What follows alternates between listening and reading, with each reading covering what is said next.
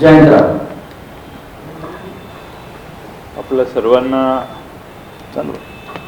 सर्वांना माहिती आहे की राज्य निवडणूक आयोग आणि केंद्रीय निवडणूक आयोगाचे सीओ यांच्याशी आमच्या चर्चा झाल्या,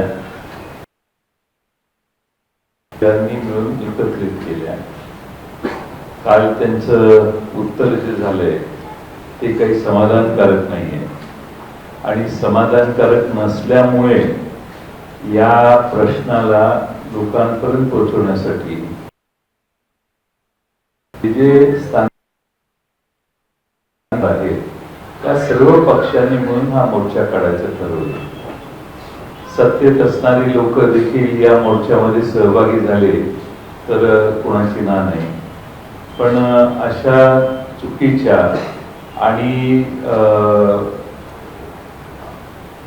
म्हणजे चोरीच्या वाटेने मतदार घुसडलेल्या मतदार यादीचा ज्यांना फायदा होतो ते कदाचित आमच्या मोर्चामध्ये येणार नाही, पण ज्यांना या सगळ्या चुकीच्या प्रकाराबद्दल चीड आहे, राग आहे आणि लोकशाहीला धक्का पोचवण्याचं काम ज्यांच्याकडून होते त्यांच्या विरोधात हा आमचा मोर्चा आहे. आणि म्हणून 1 तारखेला सर्व पक्षांच्या वतीनं मुंबईमध्ये मोर्चा निघतोय. आदरणीय अध्यक्ष शशिकांत शिंदेजी आणि राष्ट्रवादी काँग्रेस या मोर्चात पाठिंबा देते, सहभागी होते. अशी अनेक उदाहरणं आहेत जी अजून आमची अपेक्षा आहे की निवडणूक आयोगाने वेळीच त्यांच्या चुका दुरुस्त कराव्यात. निवडणूक आयोगाने आम्ही जे आक्षेप घेतले त्याला आम्हाला उत्तर देणं हे आम्ही समजू शकतो, पण त्या उत्तराच्या पुढे मुळे नंतर अनेक प्रश्न उभे राहिलेले त्यालाही निवडणूक आयोग उत्तर देईल अशी आमची अपेक्षा आहे.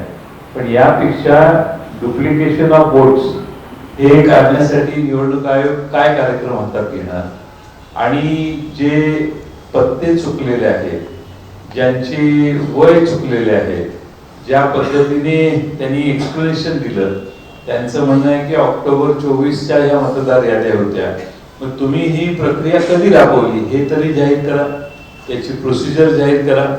आणि 12 ऑगस्टला ज्यावेळी बातमी आली एका महिलेची 6 ठिकाणी त्यांची नावं आहेत, त्यानंतर संध्याकाळी ती नावं वगळण्यात आली यादीतून, जे आमच्या कार्यालयाने तपासलं. त्यात आता निवडणूक आयोग म्हणते की 19 ऑगस्टला ती नावं वगळली. तर मग त्यांच्या जागेला व्हिजिट कुणी केली, त्यांच्या नावाला तक्रार कुणी केली, तक्रारीच्या वेळी तिथं BLA कोण गेले, BLO कोण गेले आणि मग त्यांची नावं वगळताना कोणता क्रायटेरिया लावला याचा खुलासाही निवडणूक आयोगाने जनतेला दिला पाहिजे. शेवटी पारदर्शकता हेच लोकशाहीचं खरं मर्म आहे. माहितीचा अधिकार जो आला देशात तो कशासाठी आला तर या देशात पारदर्शकता तयार व्हावी यासाठी आला आणि त्यामुळे बऱ्याच गोष्टी निवडणूक आयोग दडवून ठेवतोय असा आमचा दावा आहे. आणखीन आम्ही काही दिवसांनी बरीच महाराष्ट्राच्या जी यादी आहे त्यातले दोष जनतेसमोर मांडणार आहोत. पण 1 तारखेला आम्ही सर्व पक्षीय मोर्चा काढलेला आहे. महाराष्ट्रात ज्यांना लोकशाहीच्या बद्दल आस्था आहे, लोकशाही टिकवण्यासाठी निवडणुकीच्या मतदार याद्या हा खरं म्हणजे त्याचा पाया आहे आणि त्या पायाला भक्कम करण्यासाठी सर्वांनीच या मोर्चात सहभागी व्हावं असं आम्ही आवाहन करतो. आणि आपल्या राष्ट्रवादी काँग्रेस शरदचंद्र पवार पक्षाचा या मोर्चात सहभाग असेल, पाठिंबा असेल. आता isakal.com आहे देशातील नंबर 1 ची मराठी न्यूज वेबसाईट.